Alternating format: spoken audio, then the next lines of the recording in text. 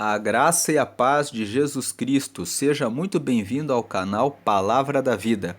Nós estamos no mês de outubro e nós estamos gravando uma série chamada Renovando a Mente com Provérbios. E Provérbios tem 31 capítulos. Então vamos usar esse mês de outubro para gravar em cada dia um capítulo de Provérbios, renovando a nossa mente pela meditação de Provérbios. Provérbios capítulo 6 nos fala a respeito de vários temas. E o primeiro tema que Provérbios 6 nos fala é a respeito da fiança, é a respeito de como lidar com o dinheiro. E ele nos diz aqui nos versículos 1 a 5: Filho meu, se ficaste por fiador do teu companheiro, se deste a tua mão ao estranho, 2. Enredaste-te com as palavras da tua boca, prendeste-te com as palavras da tua boca. Versículo 3: Faze, pois, isto agora, filho meu, e livra-te, pois já caíste nas mãos do teu companheiro. Vai, humilha-te e importuna, ou seja, incomoda o teu companheiro. Verso 4: Não dê sono aos teus olhos, nem repousa as tuas pálpebras. Livra-te como a gazela da mão do caçador e como a ave da mão do passarinheiro. Veja que no versículo 1 até o versículo 5, ele está falando a respeito de não ser fiador de outra pessoa. Que se você fez isso, se você deu a sua palavra, você caiu em uma rede. Você se prendeu com as tuas palavras. E o texto fala que é para você correr nessa pessoa e não descansar e não dormir enquanto você não tirar o seu compromisso de ser o fiador dessa pessoa. O texto está ensinando você a aprender a dizer não. Diga não para os seus pais, para o seu irmão, para as pessoas que administram mal o seu dinheiro e querem fazer do seu salário uma extensão, um banco para satisfazerem a sua má administração. Você precisa dizer para os seus parentes, para os seus familiares: vocês são responsáveis pela administração adequada dos recursos que vocês têm.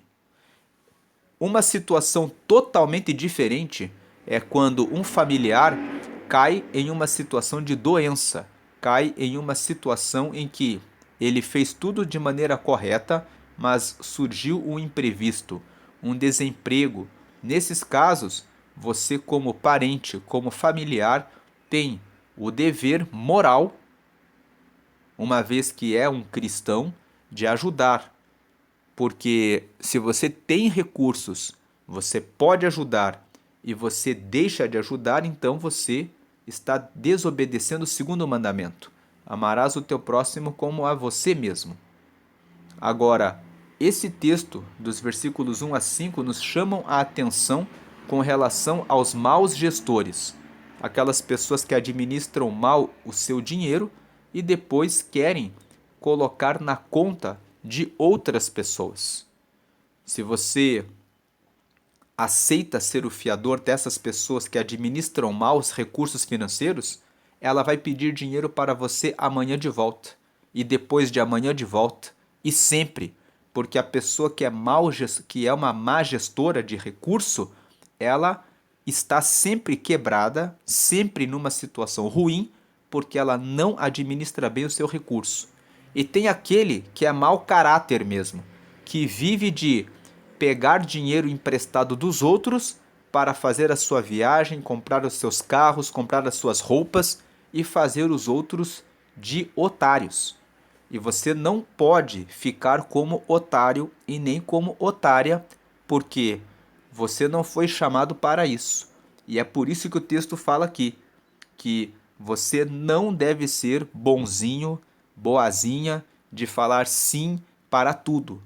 Aprenda que você tem que dizer não às vezes para as pessoas. Você precisa observar a situação e dizer não. A segunda recomendação fala sobre a preguiça. versículo 6 até o versículo 11. Vai ter com a formiga, ó preguiçoso, olha para os seus caminhos e sê sábio, a qual, não tendo superior, nem oficial, nem dominador, prepara no verão o seu pão, na cega junto ao seu mantimento. Ó preguiçoso, até quando ficarás deitado? Quando te levantarás do teu sono? Um pouco de sono, um pouco tosquenejando, que significa tirando soneca, um pouco encruzando as mãos para estar deitado. Assim te sobrevirá a tua pobreza como um ladrão, e a tua necessidade como um homem armado. O texto nos fala que nós precisamos ser diligentes. Você precisa ter uma agenda. Você precisa acordar mais cedo e colocar nessa agenda tempo de comunhão com Deus. Pelo menos 30 minutos para que você ore e todos os dias medite na palavra. Depois você precisa incluir atividade física. Todos nós vamos envelhecer e, se praticamos atividades físicas, principalmente de fortalecimento da nossa coluna e das nossas pernas, das nossas juntas, joelhos e braços, temos uma velhice melhor. Pode parecer um assunto que está ligado com a vaidade. Não é vaidade você se exercitar. É obrigação se exercitar para que você tenha saúde. Um outro ponto, você deve cuidar da sua alimentação. Se você toma bebidas açucaradas, café com muito açúcar, o correto é beber sem açúcar. E você come em excesso, você vai destruir o seu organismo, você vai envelhecer mais rápido e você vai ficar mais lento na sua produtividade. Um outro ponto está relacionado ao seu trabalho. Você não deve ser preguiçoso de aprender novas coisas.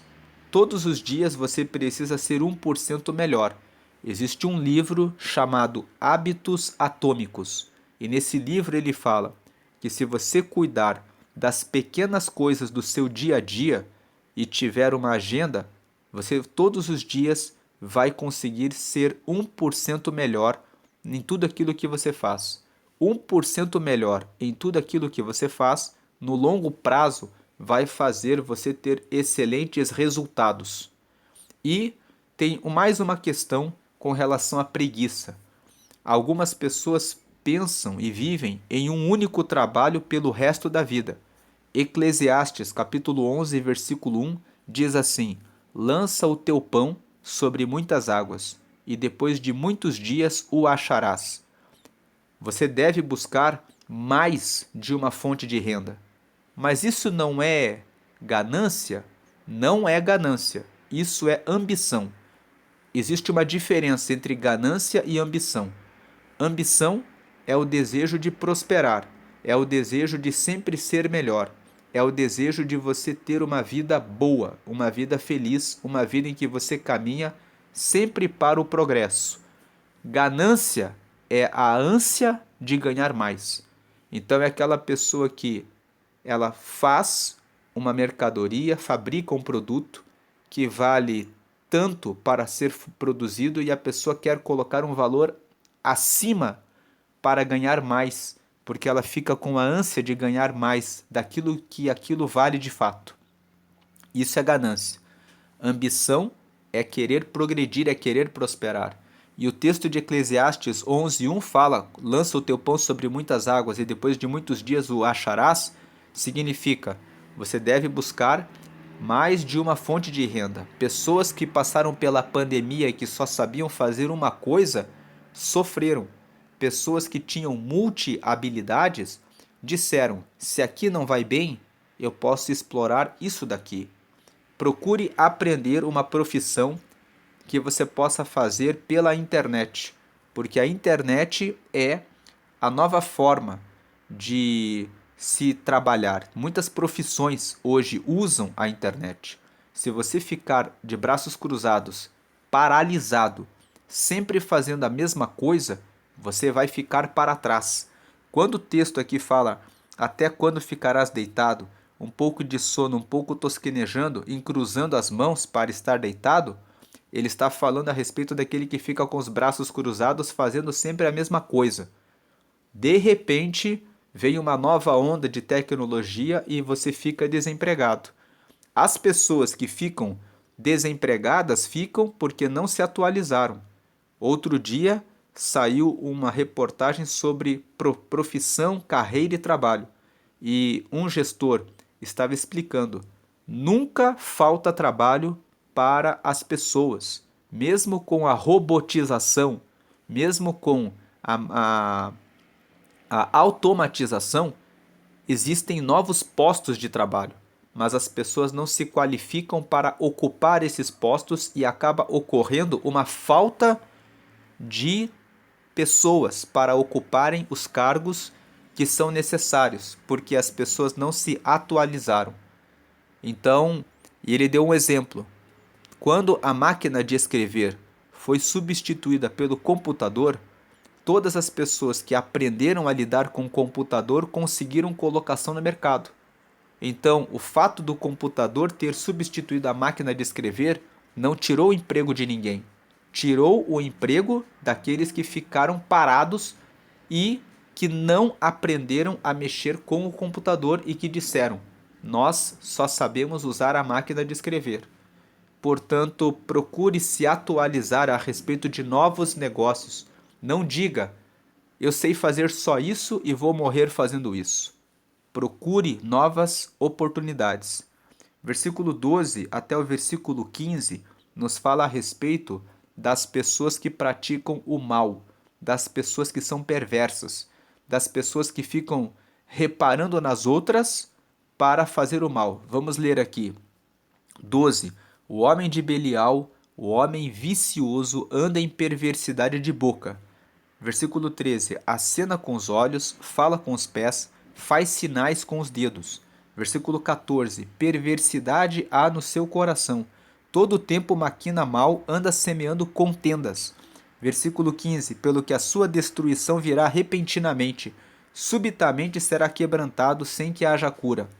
Esse texto está nos falando, está nos descrevendo aquelas pessoas que vivem prestando atenção no seu trabalho, na sua faculdade, e elas ficam prestando atenção na aparência, no carro que as outras pessoas têm, no jeito que as pessoas são, para irem em outras pessoas e fazerem fofoca. Então ele olha para o João chegando no seu carro com a sua aparência e ele vai e procura o Mário, o José e a Henriqueta e fala para eles: está vendo lá o João? E começa a falar coisas negativas a respeito do João, querendo destruir a sua reputação. Depois, quando o João vem chegando inocente, sem saber o que está acontecendo, ele faz sinais com os olhos. Faz sinais com os olhos para a Henriqueta, para o Mário, dizendo: olha aí, lá vem chegando o justo, lá vem chegando o trabalhador. Colocam apelidos e ficam ali, semeando a perversidade. Usando um texto da palavra de Deus para mostrar aqui o que é ser o homem de Belial, é a história de José. A Bíblia conta lá no Gênesis que José era o irmão mais novo de 12 irmãos. E ele era o filho amado do seu pai. E ele ganhou uma túnica de presente porque o seu pai o amava, porque ele era o filho mais novo. E os irmãos mais velhos, olhando para ele, faziam sinais com os olhos, dizendo: lá vem o sonhador, porque José tinha sonhos de que ele seria um governador e de que ele ainda seria muito bem sucedido. E ele contava esses sonhos para os seus familiares. Então um dia os seus irmãos o venderam como escravo para Potifar, para o Egito. Por que fizeram isso? Porque ficavam olhando para ele com inveja. Então esse versículo 12, 13, 14 e 15 estão aqui nesse texto para dizer: preste atenção com as pessoas que você coloca à sua volta. Veja se essas pessoas são de confiança. Preste atenção se a pessoa fala mal de terceiros para você. Se a pessoa fala mal de outras pessoas para você, significa que ela também vai falar mal de você para outras pessoas. Fique longe dessas pessoas, porque elas são, de acordo com o texto de Provérbios, pessoas perversas. Elas estão prontas para fazer o mal. E o texto fala que essas pessoas, elas sempre acabam tropeçando. Cedo ou tarde, elas encontram a pessoa errada para fazer isso e acabam sendo quebrantadas. Fuja dessas pessoas, e se você é essa pessoa que gosta de colocar apelidos e prestar atenção na vida dos outros, pare de fazer isso. O Senhor não se agrada de pessoas que fazem isso. Isso, para Deus, é considerado perversidade, é ser perverso com relação ao seu próximo. O segundo mandamento é: ama o teu próximo como a você mesmo. Você não gostaria que fizessem isso com você, então não faça com o próximo. Porque pode até ser que você consiga derrubar o próximo pela sua maldade, mas você será quebrantado de maneira repentina, como diz o verso 15. A sua destruição virá. Certamente virá e de repente virá, e não haverá cura para você. Pare de fazer isso. E você que é vítima disso, comece a pedir a Deus que lhe dê proteção. Peça para que Deus te guarde e mantenha distância dessas pessoas. Não fale nada a respeito da sua vida para essas pessoas. Aliás, não fale nada a respeito da sua vida para pessoas que não são de confiança. Preste muita atenção nas pessoas de quem você se cerca. Versículo 16 até o versículo 19 nos falam de 6 coisas que Deus aborrece e a sétima que Deus abomina. Essas 6 coisas aborrece o Senhor e a sétima sua alma abomina: olhos altivos e língua mentirosa e mãos que derramam sangue inocente. Versículo 18: e coração que maquina pensamentos viciosos e pés que se apressam a correr para o mal. Versículo 19: e testemunha falsa que profere mentiras e o que semeia contendas entre irmãos. Veja que Deus abomina olhar altivo. Não olhe para o próximo como se você fosse melhor do que ele. Não fique julgando as pessoas pela aparência, pelo carro, pela roupa que veste. Não pense que você é superior em relação a ninguém. Olhos altivos é o mesmo que você desrespeitar a Deus. Gênesis 1, 27 está escrito que o Senhor criou o homem à imagem e semelhança de Deus. Qualquer pessoa para quem você quiser olhar com o olhar altivo, lembre-se, essa pessoa é imagem e semelhança de Deus. Se eu quiser diminuir essa pessoa por qualquer critério que for, eu estarei tendo olhar acima de Deus, porque toda pessoa é imagem e semelhança de Deus. Não tenha língua mentirosa, porque você vai ser descoberto cedo ou tarde e a sua reputação ficará jogada no lixo. Não tenha mãos que derramam sangue inocente. O Senhor vai ver o que você faz e você vai receber a colheita daquilo que você plantou. E quando fala de mãos que derramam sangue inocente, mãos fala a respeito de obras. E você pode ter a sua obra na sua língua, falando mal, caluniando, mentindo e enganando os outros sobre alguém. Isso é o mesmo que usar as suas obras para derramar o sangue inocente.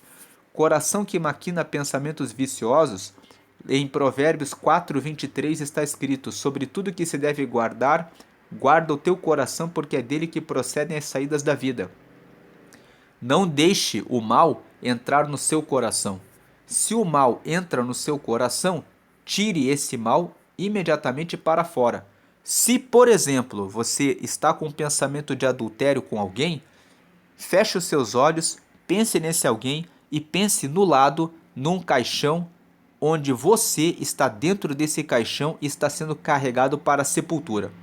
Essa é uma estratégia de pensamento que vai fazer, se você mentalizar isso por 10 dias, toda vez que aquela pessoa bater na sua mente, querendo te puxar para o desejo da lascívia, feche os seus olhos e pense no caixão e você dentro do caixão. fazendo isso, e fique com aquela imagem de maneira persistente até o seu coração se aquietar e você perceber que é para a sepultura que você está indo. E pés que se apressam a correr para o mal. Não tenha pressa de se juntar com pessoas que fazem o mal. E a testemunha falsa que profere mentiras é a mesma coisa da língua mentirosa. A testemunha falsa ainda tem uma agravante. Se a justiça descobrir que você mentiu perante ela, você responde pelo crime de falso testemunho. E o que semeia contendas entre irmãos. No Salmo 133, versículo 1, a Bíblia fala que Deus ama a comunhão. Se você é a pessoa que quebra a comunhão, você é abominável ao Senhor. Depois nós temos o versículo 20 até o versículo 24, que nos falam: Filho meu, guarda o mandamento de teu pai e não deixes a lei de tua mãe. Versículo 21, ata-os perpetuamente ao teu coração e pendura-os ao teu pescoço. Quando caminhares, isso te guiará, quando te deitares, te guardará, quando acordares, falará contigo. Porque o mandamento é uma lâmpada, e a lei uma luz, e as repreensões da correção são o caminho da vida. Versículo 24, para te guardarem da má mulher e das lisonjas da língua estranha. Esse texto do versículo 20 até o versículo 24 está falando para nós prestarmos atenção nos mandamentos dos nossos pais. Mas a aplicação prática desse texto, do versículo 20 até o 24, é prestar atenção na lei do Senhor, prestar atenção nas palavras de Deus, porque Deus traz as palavras de verdade. Muitas vezes nós somos filhos de pais que nos ensinam a fazer coisas erradas. Outro dia conheci um homem que estava dizendo que o pai dele disse para ele que ele era um bobo por não cobrar propina para fazer o seu trabalho administrativo. Essa pessoa trabalhava num órgão público, ou melhor, trabalha num órgão público e poderia cobrar propinas. E ele não faz isso por ser um cristão e o pai estava dizendo para ele que ele era um bobo. Então, no caso específico desse homem, ele não deve seguir os conselhos do pai dele. Então, quando o texto fala guarda o mandamento do teu pai e não deixes a lei de tua mãe, ele está falando preste atenção na lei do Senhor, preste atenção nos mandamentos de Deus, preste também atenção quando o seu pai e a sua mãe são pessoas que seguem as Escrituras. Porque se eles seguem as Escrituras, então eles estão dando o mandamento correto para que você siga. Siga no mandamento correto.